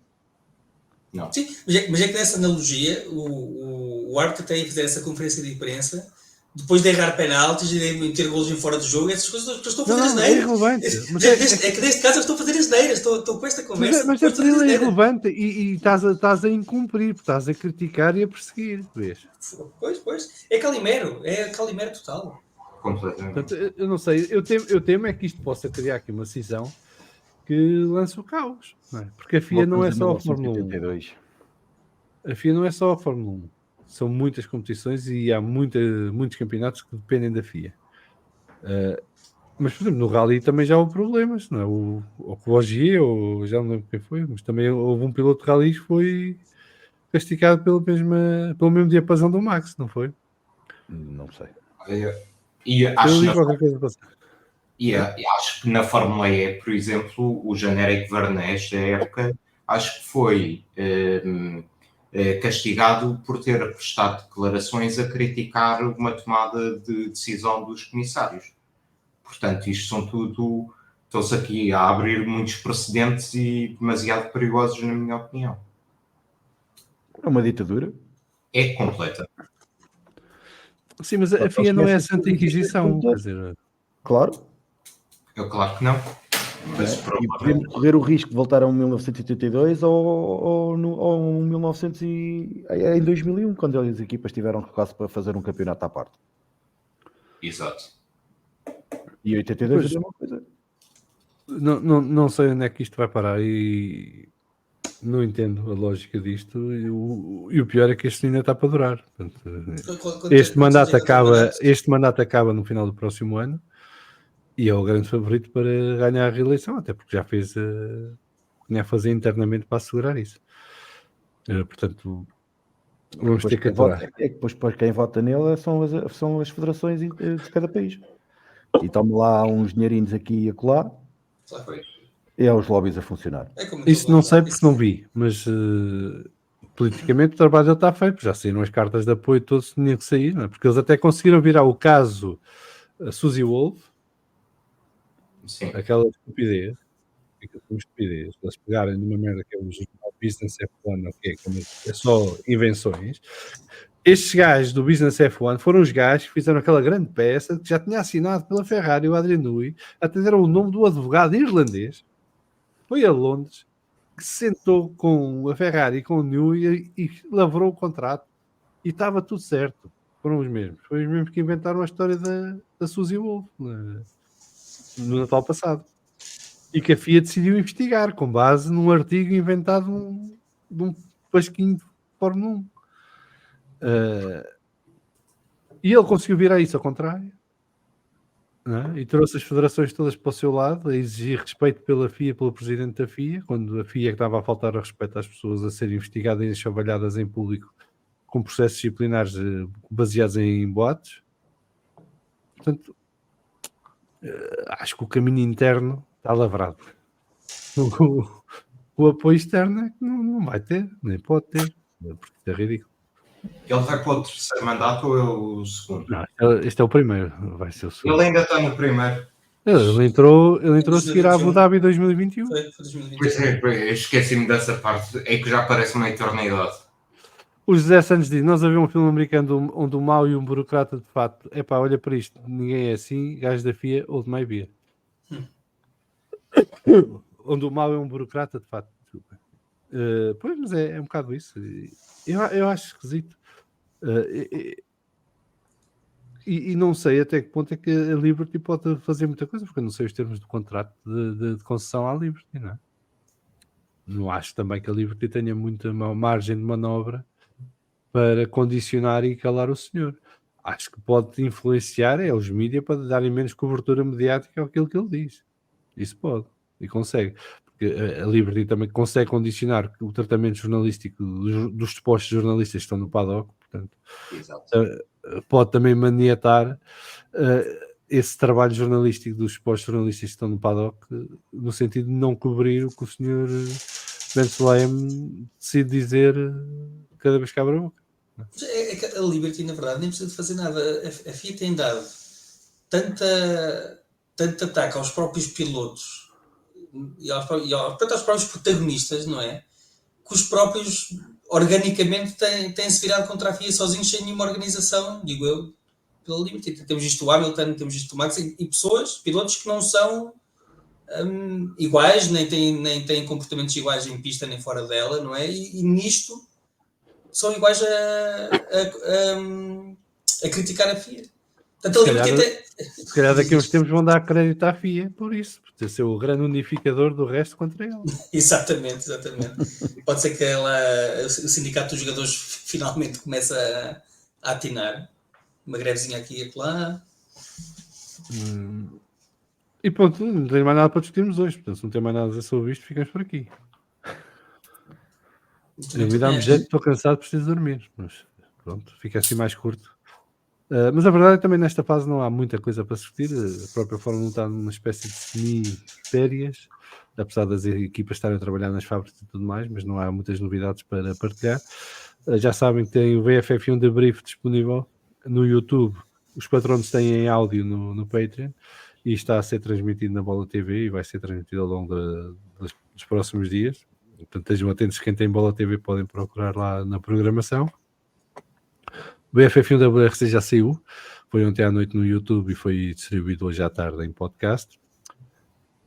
Amanhã, à partida, vai-se gravar o Vamos Falar de Wrestling, o regresso, porque a semana passada estiveram ausentes, e vamos ver se há NASCAR esta semana. De qualquer das maneiras, domingo ou segunda-feira à noite há VFF1 debrief outra vez, agora todas as semanas. Nós anunciaremos na devida altura. Quem segue no YouTube basta ativar o sininho e tem os alertas todos depois quando for programado. Quem está nos nossos grupos do WhatsApp tem na descrição dos episódios o link para os grupos do WhatsApp. Nós vamos falando por lá e vamos anunciando por lá também. Luís, David e Afonso, muito obrigado pela companhia e pela conversa de hoje. O Vamos Falar de Fundo regressa para a semana, na próxima quarta-feira. Até lá, boas corridas, beijinhos e